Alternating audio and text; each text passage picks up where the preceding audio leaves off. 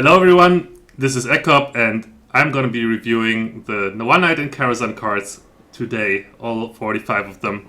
So let's get it started. Right off the bat we got Druid, 1 mana 2/2 Enchanted Raven. It's a beast, nothing else. So 1 mana 2/2 beast, pretty solid actually. Like for 1-drop, considering that all the 1-drops are generally 2/1 or 1/2, the neutral ones at least. This is pretty strong. It's a beast, so there's obviously going to be the synergy with the Markovia Sharash. And also, and a lot of more beast synergy cards. So it's going to be a very good card. Might even become a Druid staple. Even in non-beast Druids, potentially. It's a pretty good minion to put on the board for in York Druids as well, I think.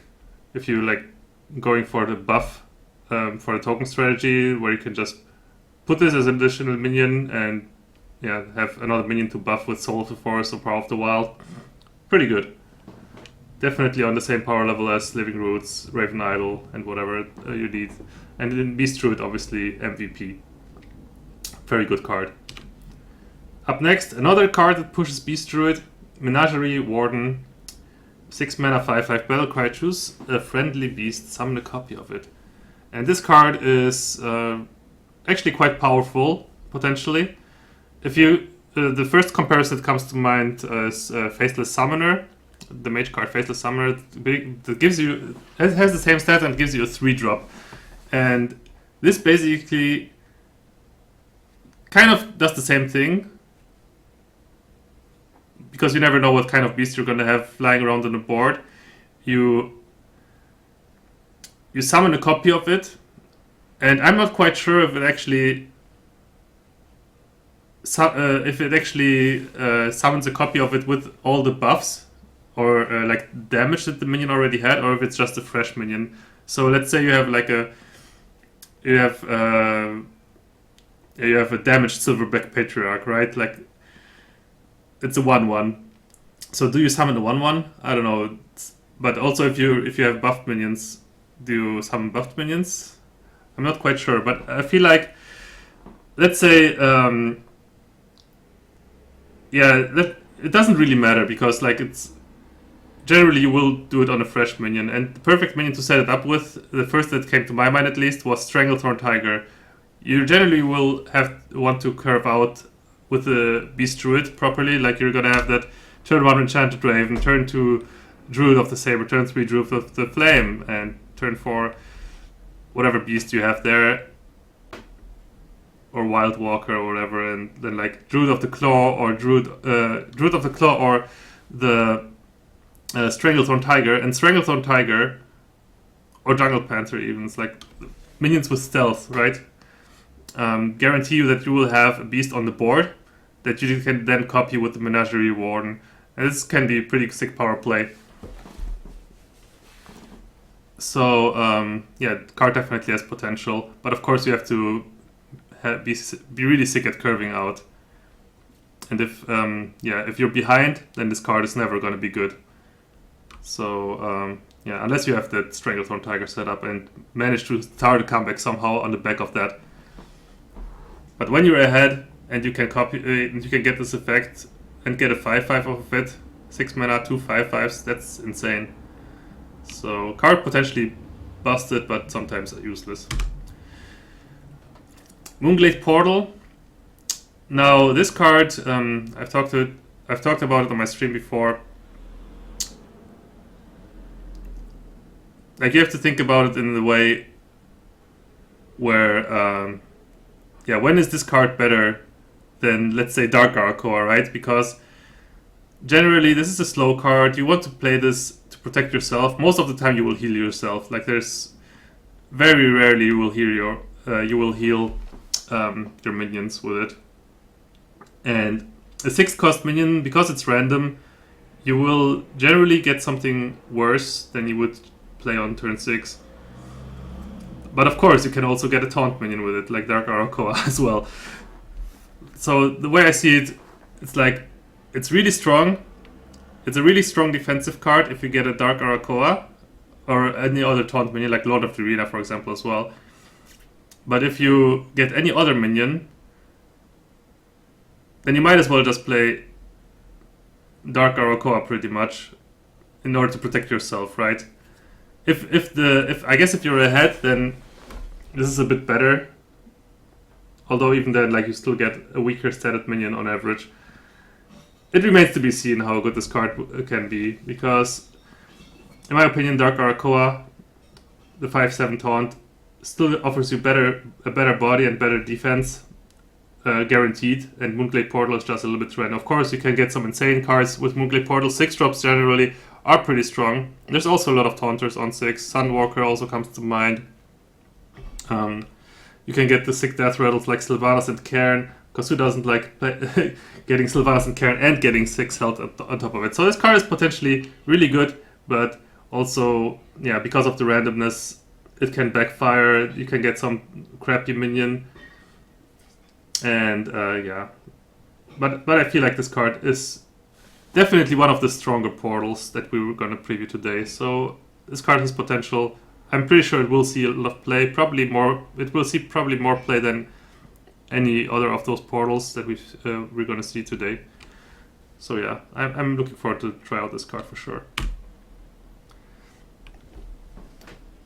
So yeah, next card we go over to the Hunter, and it's Kindly Grandmother, a 1/1 beast with a death rattle, summon a 3/2 big bad wolf. And this is definitely an interesting card. It of course has synergy with all those death rattle cards that Hunter already has. And yeah, another great minion to have for Princess Suhuran and Feign Death and whatever kind of death rattle triggers you want to have. Or this Stalker creature, whatever, that buffs your death rattle minions in hand. So you summon the 2/2 that summons a 3/2. It's also a beast, which is important. Overall, a very, very nice card. But of course, because it's just a 1/1, at first, once you play it it will not do much on the board.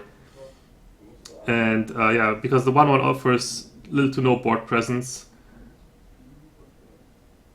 If you manage to buff it like with a Houndmaster though, or yeah, just buff it and then attack it to something, get it 3/2 out of the deal, it's a pretty good tool to control the board as well.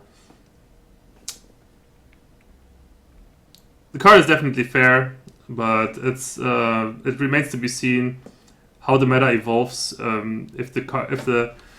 If the stats, the initial stats of 1/1 are going to be impactful enough to actually make a difference, or if you're going to fall too far behind. Because of course your opponent, he sees this, he can just ignore it, and you're going to be the one who has to attack into a minion with this.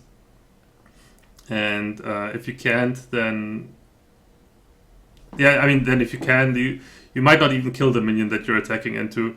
So your opponent might snowball because your initial board presence with Kindly Grandmother was not good enough. So that's obviously the drawback of this card. But if you manage to buff this card, or like shrink or damage your opponent's cards, and then like have favorable trades with that, it's pretty strong. Also, I assume, yeah, Big Bad Wolf is a beast, so you have the double beast synergy, which is also pretty nice. Alright, up next we got Cloaked Huntress, and this is a card that I'm really excited about, because it finally makes secrets playable again, I feel like. Secrets, of course, are cards, secrets for hunters, all those traps, are generally cards that you don't really want to include in your deck, because they are very situational, generally, and you have to pay mana for them, and you'd rather have immediate impact on the board for the mana you pay. So you'd rather just play a 2-drop instead of a secret, generally, right?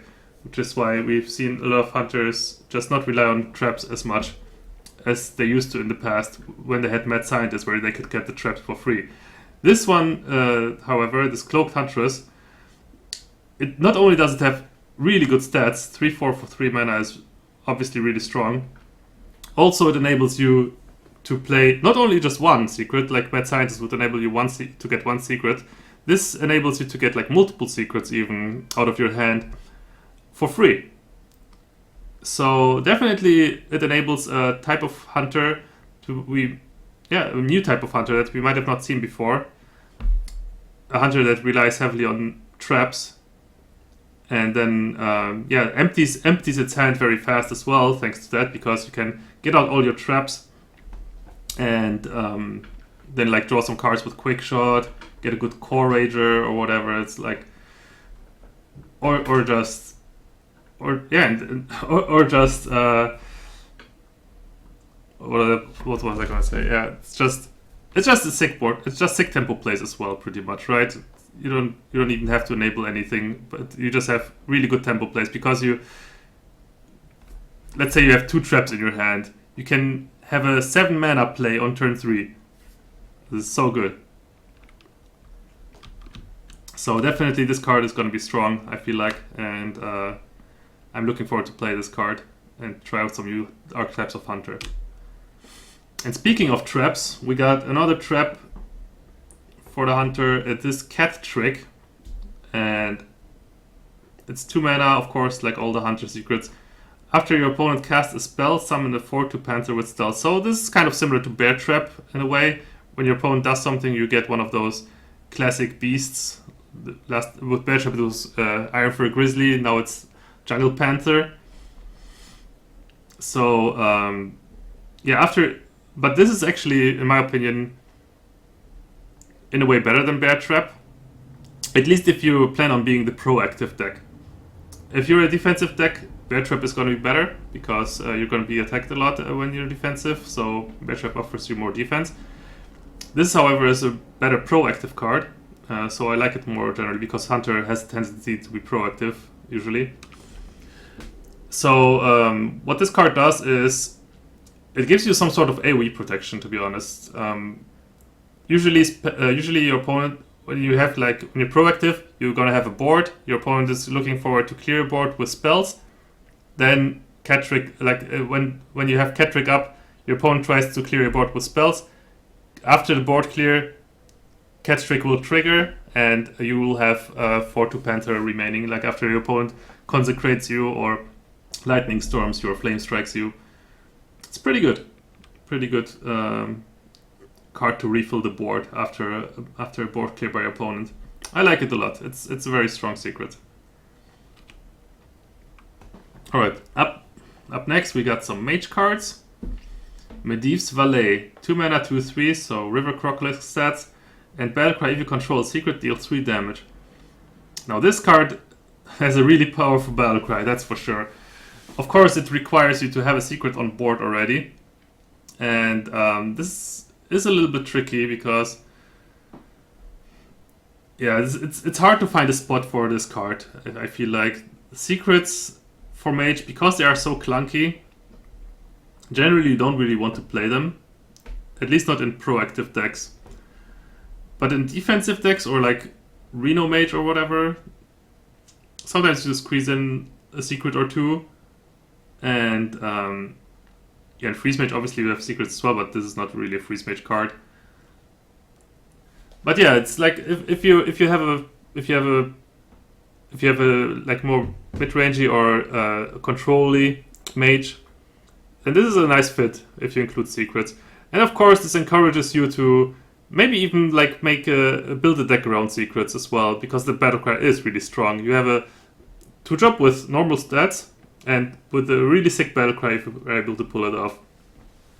So maybe this kind of card encourages you to build more of a secret focused deck. You can finally put in those what they called Kirin Tor mages and those ethereals that get buffed when you have a secret on board. So we shall see. It might be the card that allows you to put those specific secret strategies over the top, but it might also be unplayable. It all depends on how good it is to actually play secrets out of your hand, because generally you don't want to pay 3 mana for those kind of cards. It remains to be seen, but once you have, for example, Ice Block, it's almost guaranteed that you will always be able to get this battle cry off, because of course Ice Block doesn't proc until you die. So I imagine this card will definitely find its place in a deck that runs Ice Block. With the exception of Freeze Mage, of course. Although, who knows, maybe even in Freeze Mage. We will see. Up next, Firelands Portal. And this card is another one of those portal cards. 7 mana, 5 damage, summon a random 5 cost minion. And I feel like this card is a little bit clunky. Obviously you have way better tools of dealing damage for Mage, but it's just a 2-for-1. It's a good value card, you know. I can see this card see play in one of those control style mages once again. Like in a good value mage, Reno mage. Firelands Portal can find its spot. It's in less proactive decks this is definitely better than or maybe even in proactive decks it's just as good as or even better than Faceless Summoner. Of course, it costs 1 more, so it is a little bit awkward. 7 mana is a lot to pay for this kind of effect. If it was 6 mana, this card would just be broken, I feel like, compared to Faceless Summoner. This card, the fact that it costs 7, being on the same slot as Flame Strike, I don't know, it's going to be tough. Flame Strike is tough competition for this card, but yeah, if you don't. We've seen, for example, Tempo Mages play Flame Strike. Sometimes Flame Strike... I've seen situations often enough where you just Flame Strike 1 minion, and then Firelands Portal would, of course, be way better in that kind of situation. So maybe there is, like, room for it in Tempo Mage as well. You can, like, put 1 Flame Strike in, 1 Firelands Portal. It definitely has a lot of potential, once again, but it's not overpowered, that's for sure. It's a very strong card, though. But yeah, we have to see if the 7 mana is too big of a detriment. Maybe there will be better options. Up next, we got Babbling Book. 1 mana, 1/1 mage card. Add a random mage spell to your hand on the battle cry. And I really like this card, actually. This is one of those cards that fits perfectly into those type of value mages, Reno mages, any kind of mage really, except for like Freeze Mage, I suppose. But even like Tempo Mage, it's pretty good 1-drop to have. And Tempo Mage has had trouble dealing, actually like having proactive 1-drops. So having another proactive 1-drop alongside Mana Worm is actually pretty strong. And the fact that it's a random mage spell makes it even better, because you generally don't really want to get mage minions with it, I think. Since, you'd rather just get more spells for Flame Wake or for Sorcerer's Apprentice. So, yeah, I like this quite a bit. Yeah, people have been putting Jewel Scarab, for example, into Reno mages or whatnot. I like this way more. Just because it costs 1 mana less, especially. So this card is definitely a strong card, I feel like. I like it. Alright, up next, we got another theme. We go to the Paladin cards, and we got this theme throughout this whole set as well, with holding dragons. So there's a lot of dragon synergy in One Night in Karazhan as well. Up first we have Nightbane Templar, 3 mana, 2/3, battlecry. If you're holding a dragon, summon 2 1/1 whelps. And this card is actually also potentially really strong. I mean, just imagine you get a total stats of 4/5, for attack 5 health, for a mere cost of 3 mana. So basically, Chillwind Yeti, right? And yeah, it's just a really good board presence. Also, it has some great synergy with for example, what's the card called again? The 3 mana 3/3 that gives Steward of Darkshire. The 3 mana 3/3 that gives all the 1/1s that you summon Divine Shield. So there's some cute synergy there. But obviously you just play it not for those cute combos, but for the mere board presence. Comparable to Blackwing Technician, of course. I feel like this card generally should be stronger than Blackwing Technician, because it gives you the versatility on the board, not just one minion. So it is stronger in terms to control the board. And this is something that Dragon Paladin might have needed to actually become a viable contender. I like this card quite a bit. Silvermoon Portal, however, is the card that I don't really like. 4 mana, +2/+2, summon a random 2-cost minion. Yeah, I feel like this card is just not good. Sure, you have like Mark of the Wild plus random 2-drop in one card, so you don't really lose card advantage, but it's just, why would you play Mark of the Wild and random 2-drops in your deck anyway, right? You could just play Blessing of Kings, it's way better. +4/+4 gives you stronger plays than just +2/+2 and random 2-cost minion. I don't think this card is good at all. The random 2-cost cards are generally not good anyway. Eventually you just summon a Doomsayer anyway and screw yourself over. Why would you do that? No thanks.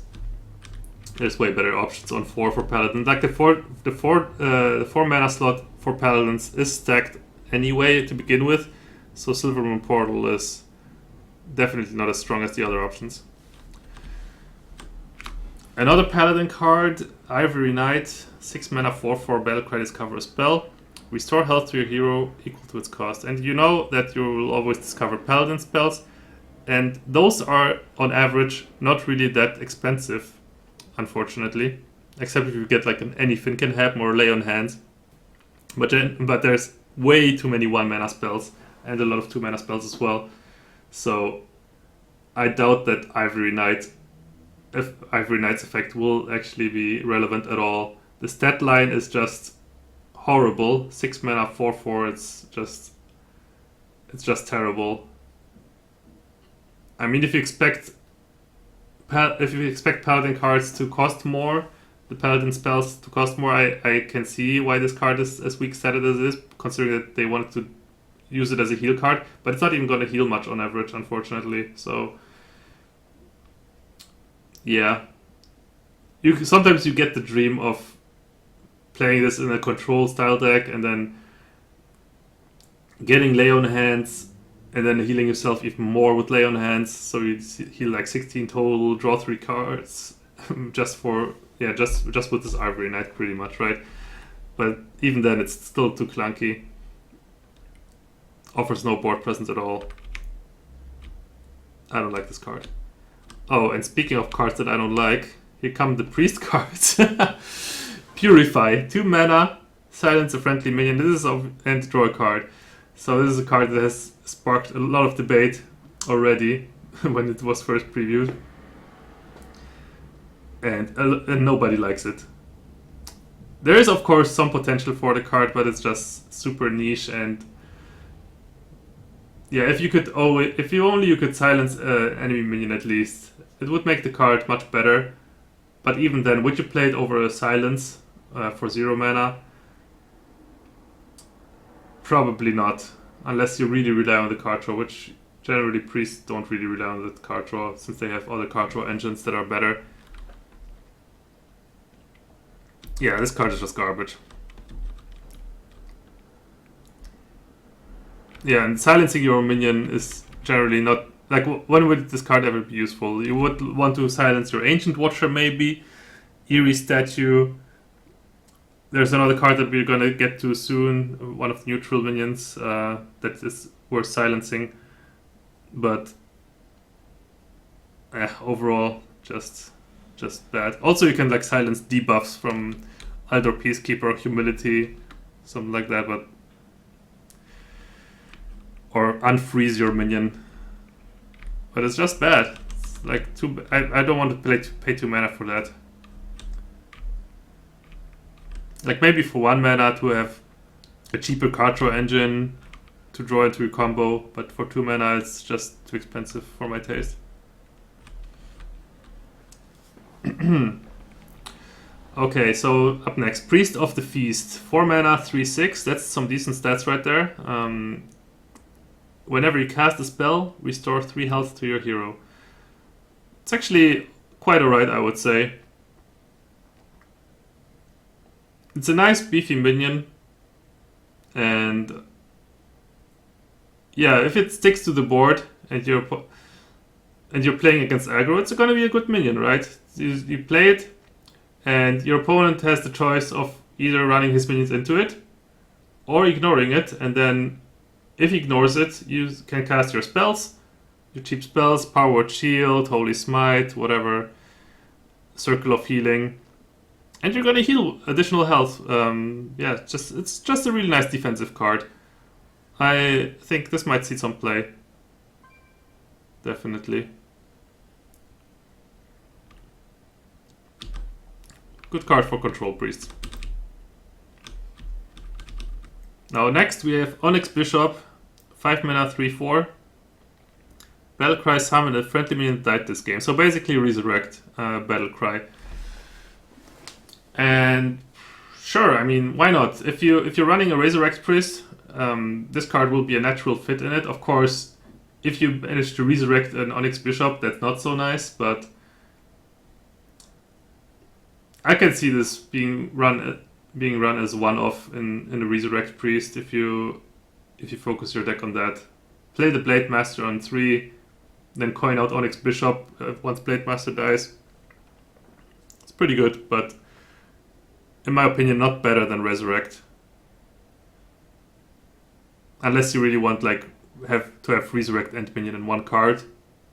So you basically save some card slots, like you could play this instead of Resurrect, for example.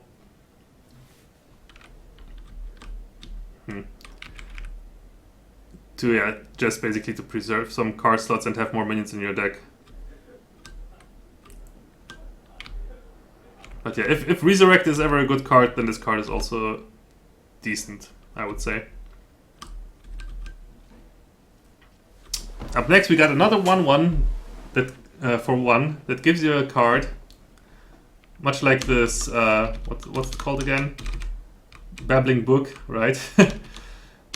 We have the Swashbuckler. Battlecry, add a random class card to your hand from your opponent's class.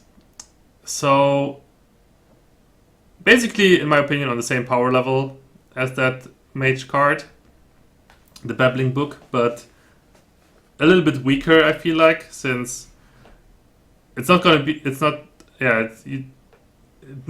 necessarily going to provide you with the synergy that you need. However, also something to be considered, it's a pirate, so you have another nice pirate for your pirate decks. And more pirates are always nice. And yeah, as we all know, those kind of pirate decks generally run out of cards pretty fast. So having a card draw pirate, it's actually pretty cool.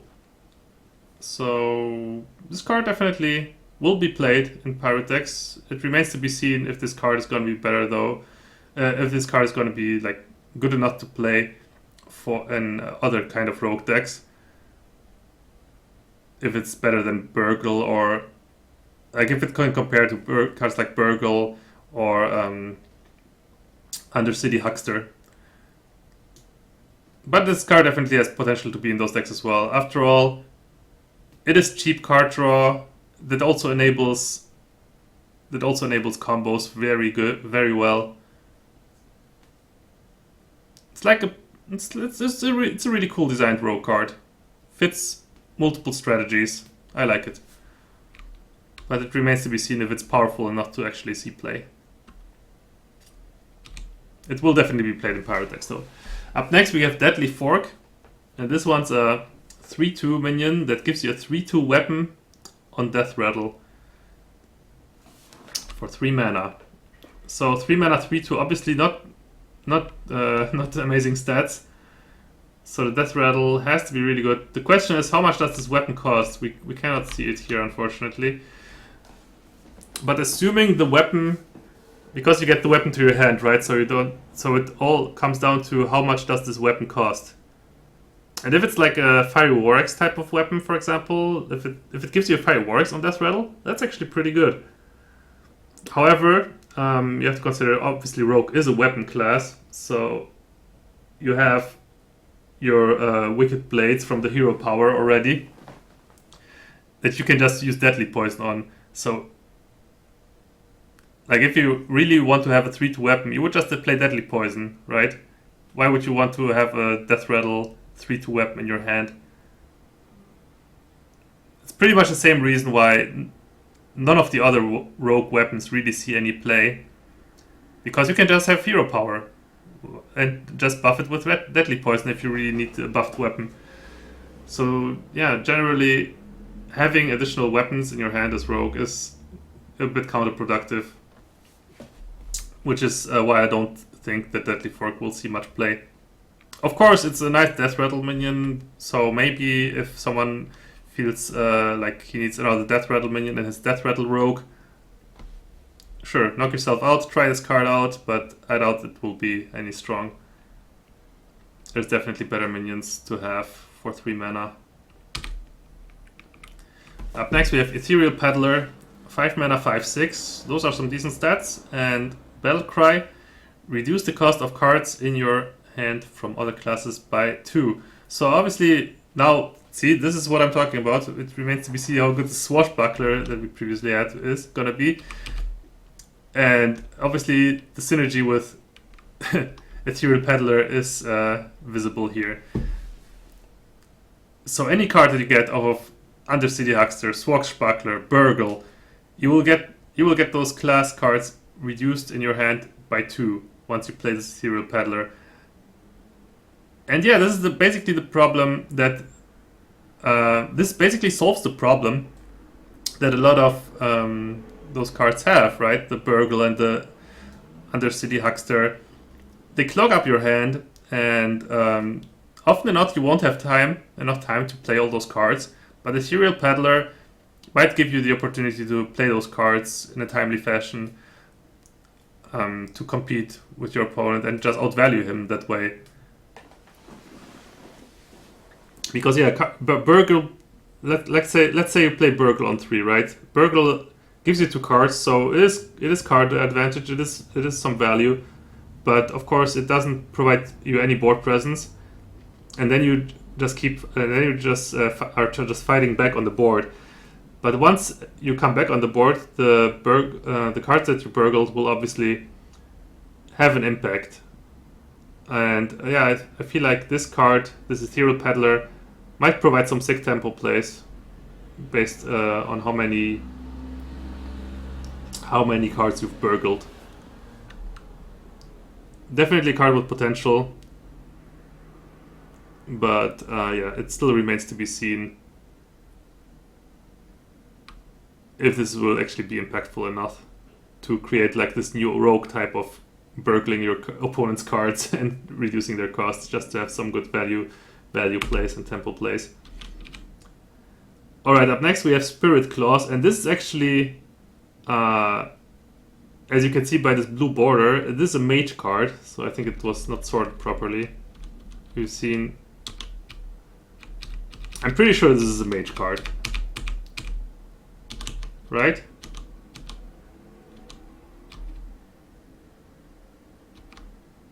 Oh no, it's actually a shaman card. Never mind. Never mind that. It's a shaman card. I thought it was like blue border, so oh yeah, finally we have a mage weapon, but then it's like, oh yeah, there's also shaman. I forgot about that. Never mind. Spirit Claws, shaman card, 1 mana, 1/3. Has +2 attack while you have spell damage. Dude, I was thinking this was a mage card, and I was thinking, oh man, finally mages get a weapon, and it's like such a good weapon for mages because mages do play a lot of spell damage. Shamans, on the other hand, not so much. Yeah. Yeah, I don't see this card being played in Shamans, really. Like, what kind of spell damage minions can you even run? Shaman has no access to spell damage minions from class-specific cards. So you have to play neutral spell damage minions, and sure, you can have your Azure Drake, you can have your Blood Mage Thalnos, but that's about it. So... And there's obviously, since Shaman has weapons already, there's better options.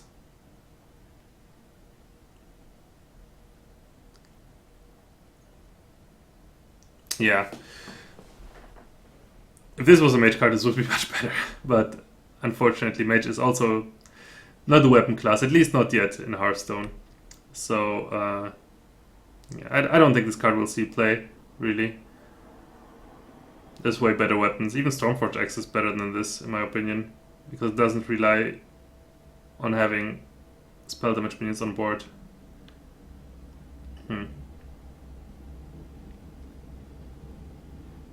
Yeah, it doesn't even fit any current Shaman strategy right now. I'd still much rather have any kind of other weapon, I feel like. So yeah, this card is not gonna see play, I feel. Except if like the Shaman meta evolves and we're gonna see some better spell damage minions. Because you generally want to curve out with this. Like, you want to play this on turn 1 and then the spell damage minion on turn 2. So currently Blood Mage Thanos is the only viable spell damage minion on turn 2. And it just also doesn't give you good enough board presence.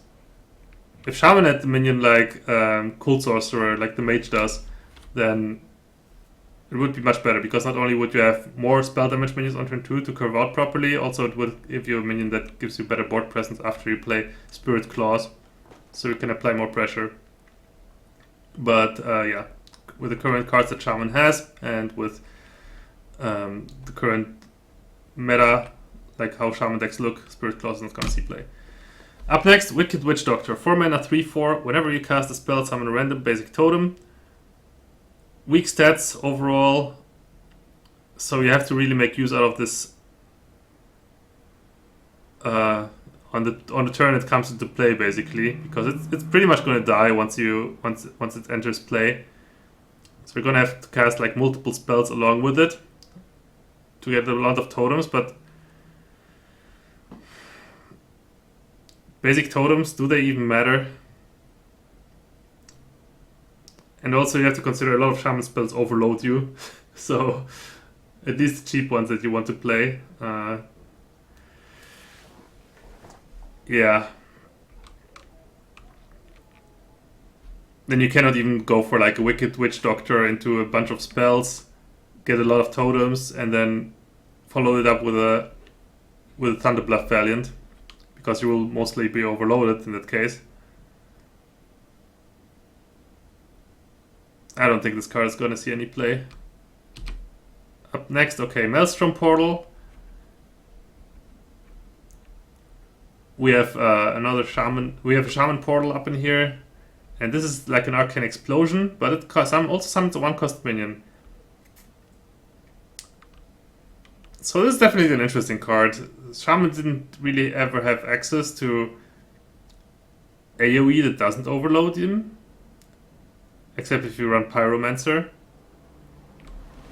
And so this is basically a welcome inclusion into Shaman decks, and also might encourage you to put more spell damage in your deck as well. Still, I feel like it's not gonna surpass Lightning Storm. Some random 1-cost minion is not gonna make much of a difference anyway. This would be a much better fit in Mage, I feel like. But hey, it's a Shaman card, so we'll have to see. If you can combine it with Pyromancer or with spell damage, it's a pretty strong card, potentially. Although, never mind, if you combine it with Pyromancer, your 1-drop just dies that you get out of it, so not even that is possible. So you have to pretty much have spell damage. And sure, Shaman can have spell damage if you roll the spell damage totem, or if you run Azure Drake or Blood Mage. But I feel like it's not going to surpass Lightning Storm, and Destruction is an AoE of choice, so this card will have a hard time making its mark. in the meta. Up next we have Warlock cards. Malzahar's Imp. No, Malchazar's Imp. Whenever you discard a card, draw a card. 1/3 demon for 1. This card is pretty good. I mean, if we're gonna see a lot of Warlock strategies transitioning to more discard, I suppose. I mean, we see this trend throughout the expansions that that the Warlocks are getting more and more cards that synergize with discard, and this is one of them. Like the more cards we get that synergize with discard, the better discard strategies will become, and obviously this card will be a good fit in them. I also feel like this card is pretty much an auto include in Zoo decks. You can just simply replace Voidwalker with that if you don't think you're going to rely. If you don't think you don't think you need the taunt from the Voidwalker, you can just simply put in Malchazar's Imp, add in some Doom Guards. So basically, Doom Guard's Battle Cry is never going to harm you. Yeah, it's actually quite nice. I like this card quite a bit. It's going to be a good card for aggressive Warlocks that just jam in some discard cards. Obviously, the dream would be turn 1 Malchazar's Imp into turn 2 Darkshire Librarian, Battlecry, discard a card, and then get this card right here. If you discard this minion, summon it. Silverware Golem, 3 mana, 3/3. Yeah, the more cards you play in your deck that discard cards, the better cards like this will become. Like the more discards oriented, the more discard synergy there is in your deck, the better this card becomes. But this card is actually quite balanced. I feel like it's pretty hard to actually discard a specific card because all the discard cards are random after all, and yeah, it's always like a gamble. It always feels like a gamble to discard specific cards. We've seen this with Fist of Jaraxxus. People try to make Fist of Jaraxxus work. It's not really that effective. This card, of course, is a little bit stronger than Fist of Jaraxxus because it's not additional randomness. It always gives you a 3/3. So yeah, but is a 3/3 even that broken to begin with? If you get it off of this card, not really. It is like if you get it off of a discard. Like let's say you play with Darkshire Librarian, sometimes you get the 3/3 out of it on turn 2, and this is pretty much Tuskar Totemic for Warlock in that case, because sometimes you get nothing, sometimes you get the Totem Golem, and yeah, this is pretty much the same principle. So yeah, 1 out of I don't know how many times you will get this combination. It will be really good, but most of the time it will just be stuck in your hand doing nothing. Because why the hell would you want to play a 3 mana 3/3 when you can have Imp Gang Boss, when you can have Darkshire Councilman? It's gonna be tough to make this work. But if there's a lot of good discard synergy, then the more discard synergy there is in your deck, the more stable this card becomes actually. So we shall see how it all goes down. Up next we have Karazhan, 5 mana spell for the Warlock. Summon a 1/1 candle, a 2/2 broom, and a 3/3 teapot. So yeah, just get a bunch of minions on the board for 5 mana. I don't know. It seems pretty bad to me, honestly.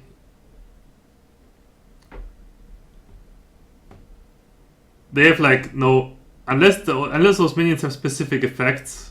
If they're just vanilla 1/1s, 2/2s, and 3/3s, then it's not going to be good enough. You might as well play Silverhand Knight.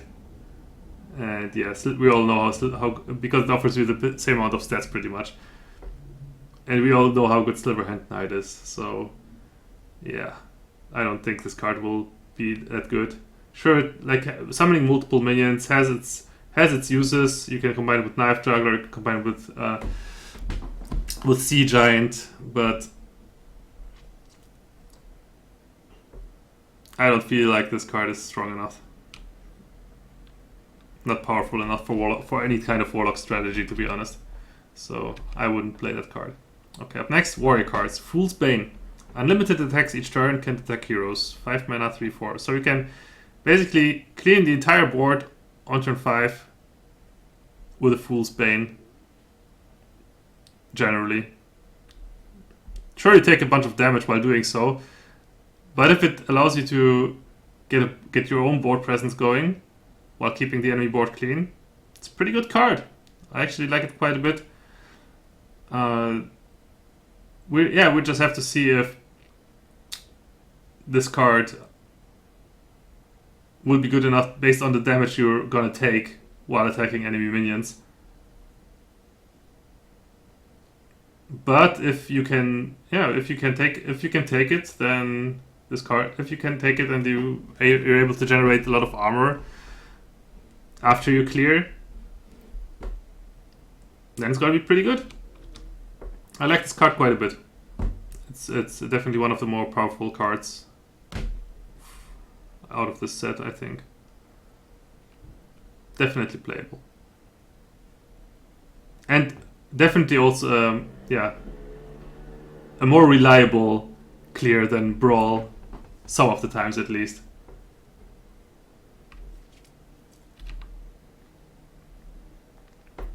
Up next we have Ironforge Portal. Gain 4 armor and summon a random 4-cost minion for 5 mana. Yeah, so the comparison can be drawn to the Druid's Portal. You gain health and you summon a random minion. It's pretty good. It's pretty good. Although the Druid one is a bit stronger since it summons you a 6-cost minion for 6 mana. This one summons you a 4-cost minion for 5 mana. So this one is a little bit weaker. And 4-cost minions, none really come to mind that are really just insane. Generally, we'll get like on average you will get a 4/4, or on average you will get a 4/4 for 5 mana. That gains you 4 armor, and that's okay, I would say, to be honest. If you think about Shield Maiden. Back in the day, Shield Maiden, 6 mana, 5/5, that gains you 5 armor. This is pretty much the same thing, but cheaper. So definitely card with potential. Yeah, I like it. Protect the King, 3 mana, for each enemy minion summon a 1/1 pawn with Taunt. And this is actually, pretty nice. A pretty nice card for Bolster especially, right? Like obviously the Bolster synergy comes to mind. You can have the good 1-2 punch and can get insane boards by doing so. You play this against an aggressive deck, get a whole bunch of minions, buff them up, and your opponent just has a lot of trouble punching through all those minions, right? Pretty much every minion that you will summon, if you combine this card with Bolster, will kill the enemy minion that it will kill the enemy's minion. So it's like a good board clear, board presence tool.